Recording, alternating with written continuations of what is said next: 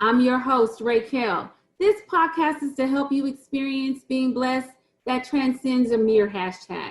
Let me add my disclaimer.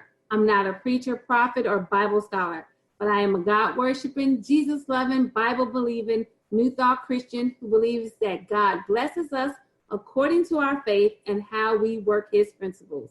So if you're ready to be encouraged, enlightened, and entertained, then you're in the right place. I'm broadcasting on WYTV7 Christian Broadcasters Network, a non-profitable charitable radio broadcast with the mission to empower, encourage, and educate. Donations are always welcome. To help further the mission, you can donate at www.wytv7.org. Today's podcast is sponsored by Blessed Mind Coaching. Are you ready to elevate your thinking, develop an abundance mindset, and release the limiting beliefs that are keeping you from living an abundant life? Then join the free 5-day Elevate Challenge at www.raqueltosin.com. So today, we're still in February, we're still talking about love, but today we're going to do a little bit something different. I have two guests with me, and we're going to discuss dating over, I'll say, the age of 45. So if you're under 45, you might not be interested in this, but you might be, because if your parents are dating, you might want to kind of know what they're going through. And if you're over 45, you want to buckle in and you want to listen today. And if you have any comments, please comment, and maybe we'll talk about it on another show. All right, so my first guest is CL Reed. I want you to just introduce yourself to the audience, CL. Hi, everybody. Hi, Raquel. My name is Crystal Reed, and in business, I go by CL Reed, just for brevity. I am an owner, operator, co-host, and business owner of a short-term rental company, management company by the name of A Sweet Collaboration. And just for a personal plug, you can find us on, Tumblr, Facebook, Instagram. Everything is under A Sweet Collaboration, SUITE. And I've been doing that for some time, been in the real estate market. I also operate a virtual assistant business under BCC Small Business Management Services. So we support people who don't want an entire staff, but do need administrative support. And I'm 55, so well over 45, but okay. Right. Thank you for being here. Thank you. All right, Keith Turner. What's going on, cousin? Keith is my cousin, and y'all know how I love bringing my family on, but Keith is my cousin, but he's awesome. So Keith, tell everybody about yourself. My name is Keith Turner. I'm a serial entrepreneur. I run a business called Turn Group Technologies. That's my core company. And I also have some other business interests in an insurance company, an advertising company, and I have a podcast now that's called Money Mondays with Art Keith. It's designed to make financial topics, personal finance topics, very, very unintimidating. So anytime my family asks me to do things, I try to accommodate. So I got a laptop on my lap. Occasionally, I may look down at it, but I am completely focused on what you're talking about. So I appreciate you inviting me on. Awesome. We're going to have to talk about finances, because I think in April I was going to really want to do a lot of stuff about finance, especially with, taxes and stuff. So we will definitely have you back.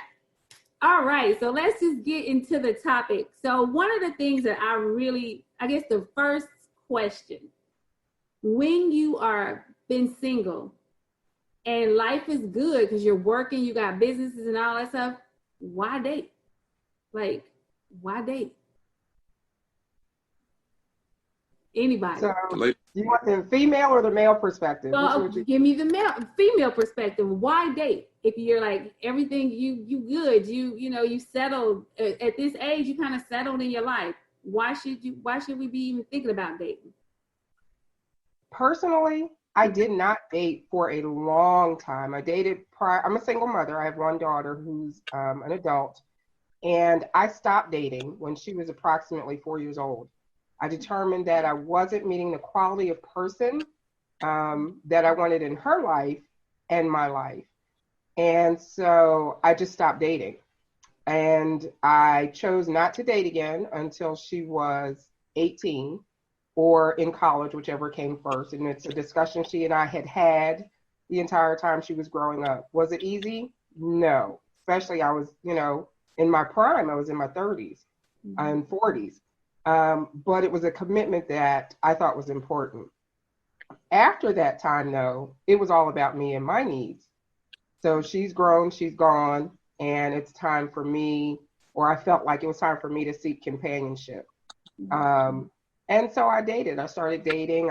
I got on different dating sites. I networked. I'm a consummate networker, so I network with friends and family, and then, online. Hey, if you know somebody, I'm out on the market. And seriously, I approached it like I approach all my business. It was a project, and found an individual that were quite compatible, and I like the companionship. So the companionship complements my business life. Okay. The individual is very supportive of my entrepreneurship and of me, and now is a good time. So in short answer, now is a good time to bring someone in as a compliment and not as a financial need. I guess when you're younger, it's all about building a life together, a network together, a family together, your finances together. And that's not where I am at this point. Right. So, okay, so Keith, why date? The male perspective. It's such a broad question. I think that, companionship, people, if you're trying to relegate it to an age group, I don't necessarily think that everybody looks at things based on age. Now, you have a clock that some people are concerned with, biological clock, but the reality of it is that I think Crystal said it best. Companionship is one thing. And then, you may not be interested in or requiring a financial support system, but it absolutely is good in companionship that financially, if the person is able to take care of themselves, you're able to take care of yourself. When you collaborate, you probably have a better opportunity to do some things that you both might have in common. So if it's travel, if it's if it's starting a business, if it's building a home together, whatever the situation is, I think dating at any age, it allows for you to have some companionship. It allows for you to grow your relationships. Depending on the type of family you're in, you add another family. Like like I know. Right.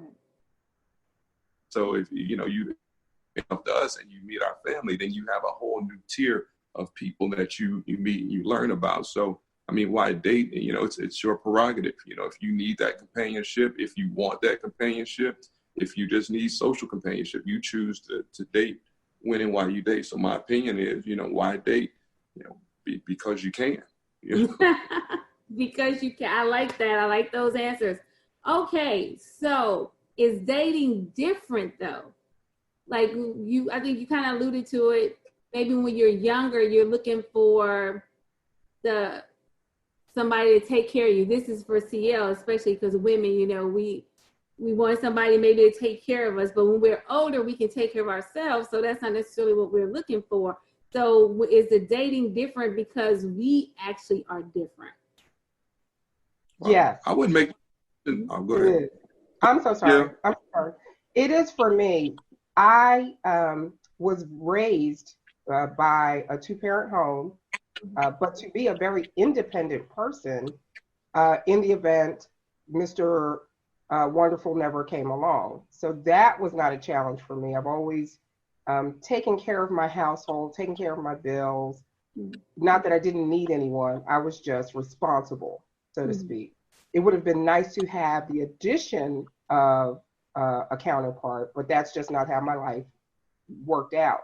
So now that kind of like all of that is behind me, child rearing, what are some, those are things that you deal with when you're younger, establishing your credit, getting a car, getting a home. I'm on my fourth home. So those things I've done independently. And so now it's nice to have someone that those things aren't a stressor. Those things are no longer my goals. Those things are no longer what we're so focused on and working so hard to get. Now we just focus on time with each other. And so dating now, you know, it adds to that. There are no small children to be concerned about. There's no daycare. There's no chance of pregnancy. You know, all of those things that are so overwhelming when you're dating when you're younger or Right. married when you're younger are off the table. And so now we just enjoy each other's company. And so dating is very different now. Yes. Okay. What about you, Keith? I agree with Crystal for the most part. I don't want to characterize this as, you know, we're of the age that you just enjoy each other's company and there's nothing else that, you know, that is of interest, you know. So, I mean, again, like I mentioned earlier, it could be, you know, collaboration from a personal or social perspective, but it could be a business collaboration. It's no pressure to do those things, but the reality of it is those still are goals that people have. So if it's, you know, if it's travel, if it's more entertainment, if it's, you know, collaborating in business, I'll go back to what I said at first, is that, you know, those things are there. So, you know, you absolutely will have an opportunity to enjoy somebody probably more. But the reality of it is that, you know, you still have a bunch of things in life, a bunch of goals that you want to reach. Just because you reach 45 or 55 or you have multiple houses, it doesn't mean you don't have other 55, even 65, you know, looking at the people in my family is a goal to say, okay, I'm gonna kick back and do nothing or just enjoy this person. I think it's still a tremendous amount of things that you can accomplish in life in addition to finding that companion. So I just would add that, you know, you continue to grow with that person, and, you know, there are people who might need, you know, companionship financially. They might need an investor. They might need support. You know, I'm just saying in a nutshell, you have a relationship, or you dating, or you have a companion. I want people to think that because you're a certain age that a whole ton of other activities and goals don't exist. You enjoy that person, but, you know, you enjoy that person and you guys collaborate on other ideas and goals and like that. So. You're right. I get it, because I do agree with that, because when I look at me trying to find somebody, I need somebody that has a little money, because I love to travel. And like my traveling now involves traveling internationally. And, you know, so I need somebody that can do that. Not to mention that I live in LA, and a lot of people that I meet may not live there. I need them to be able to get to me. They need to be able to travel to LA, you know, and I like staying in nice hotels. I'm just saying, you know, so for me, I know when I was younger, I may not have required that kind of thing, but now that I'm older, I think mine has changed to the point where I do kind of need people to be a little bit more financially stable, or not just stable, but like have some extra money to do stuff. You know, I think I'm kind of there where I need them to have a little bit of extra money to deal with. I'm a little pickier, I think, now that I'm older. Like, I don't just, it's like, definitely. I am so much like, okay. I wouldn't consider it pickier. Really? You're more refined in your expectations. And to kind of capitalize on what Keith said, you should always have goals, and goals should always be moving forward.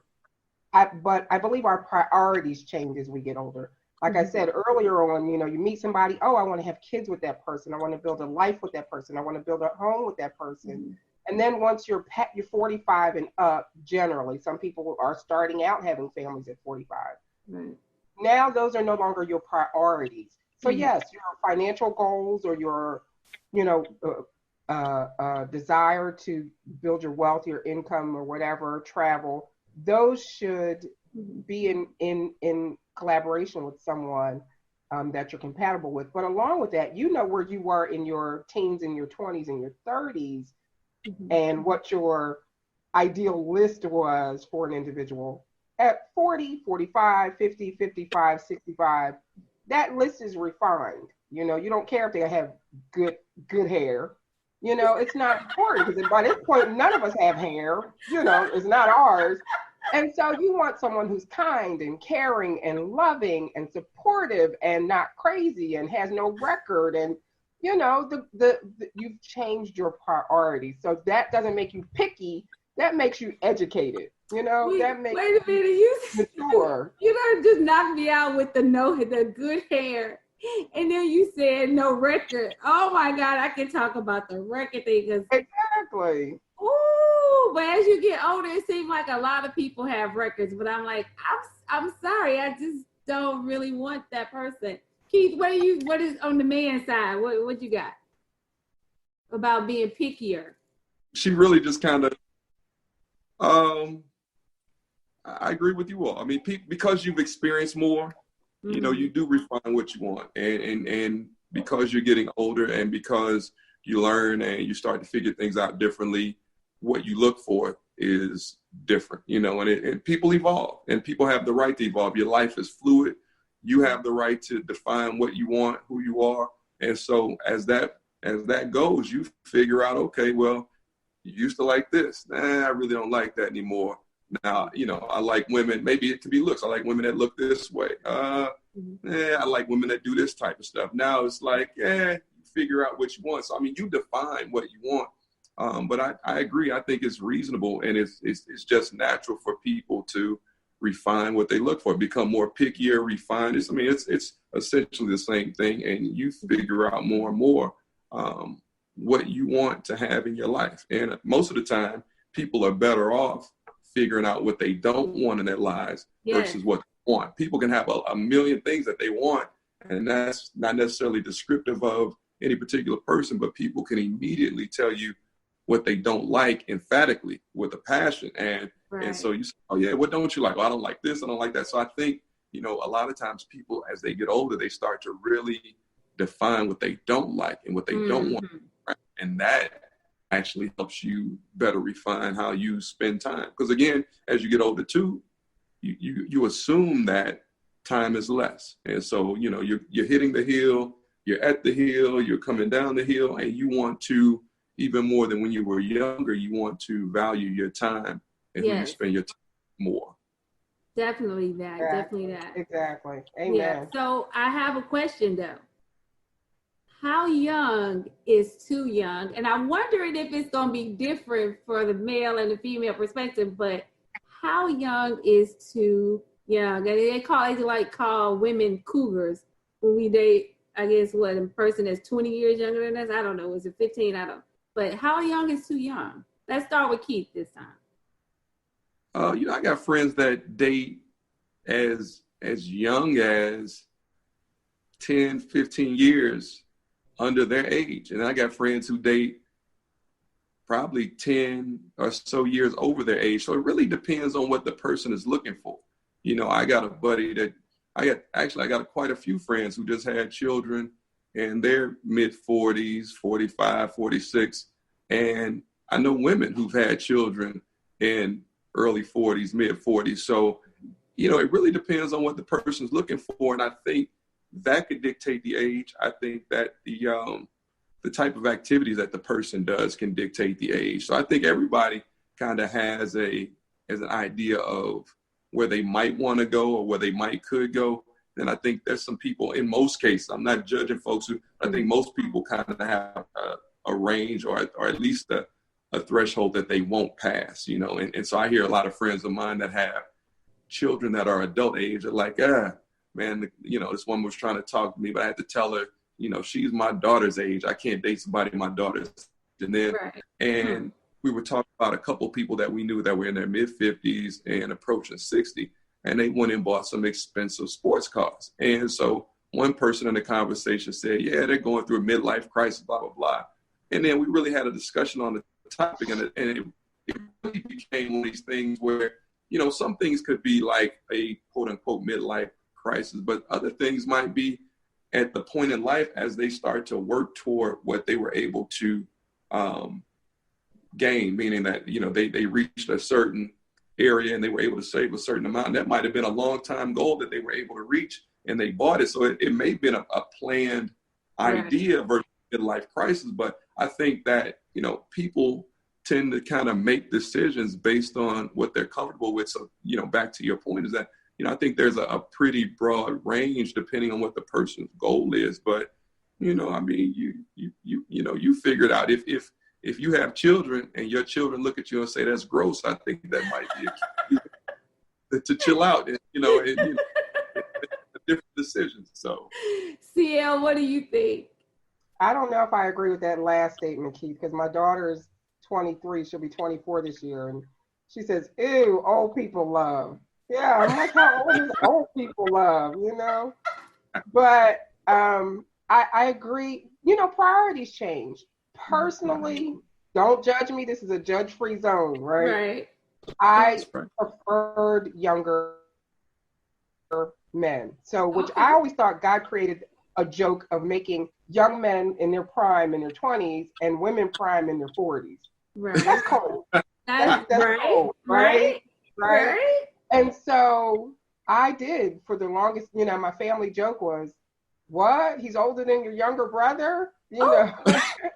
And I liked to date, so call me a cougar. I've been cougaring a long time. Younger men, simply because for the most part, we're talking about dating. We're not talking marriage. Right. Serious commitment, building a house.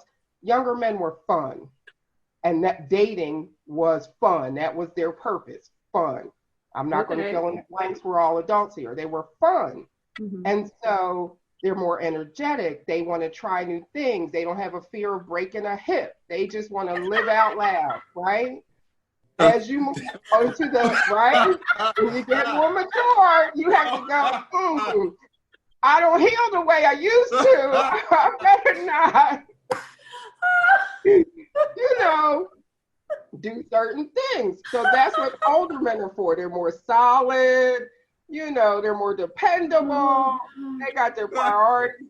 That's when you date those. So to be honest, the gentleman that I'm dating now, it'll be 2 years this June, is younger than me by 2 weeks. By 2 weeks. Oh, just by 2 weeks, though. Just by 2 weeks. But he's younger. I kept up my record. So we do mature things because we're mature people and we have mature goals and mature responsibilities and mature priorities. But prior to settling down, say 5 years ago, I did not mind dating younger men. Now, you asked what the threshold is. Again, I turned 55 last year. Do I want to date somebody in their 20s at that point? No. We all know that's fun and games. Or I won't call it a fetish. If you like something different, I don't like to label it a fetish. That's what you like.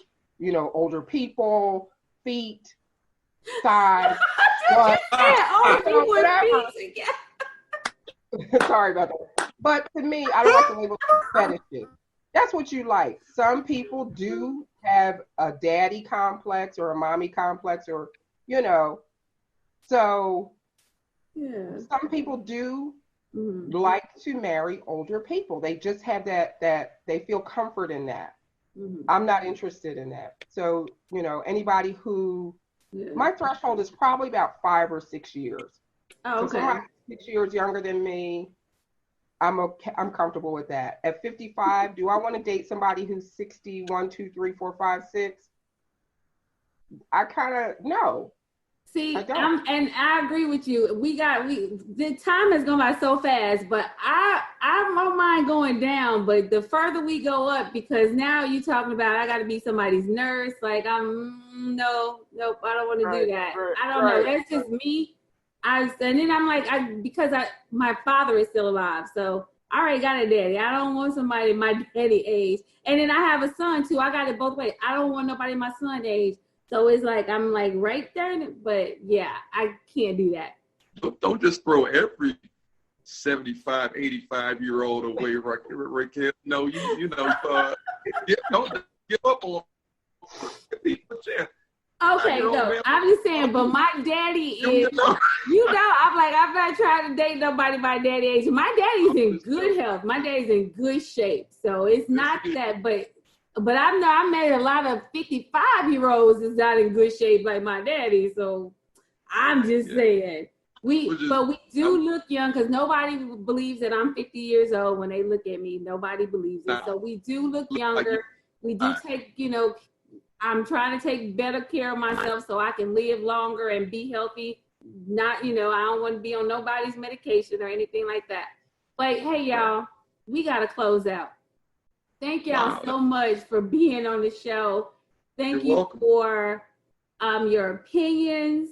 I really appreciate it. Keith, you were going in and out sometimes, so we got to go and look at it. Hopefully, everybody was able to hear all your good nuggets. CL, thank you so much. And I will see, and for all my listeners, I will see you guys next week. Be blessed. All right, take care.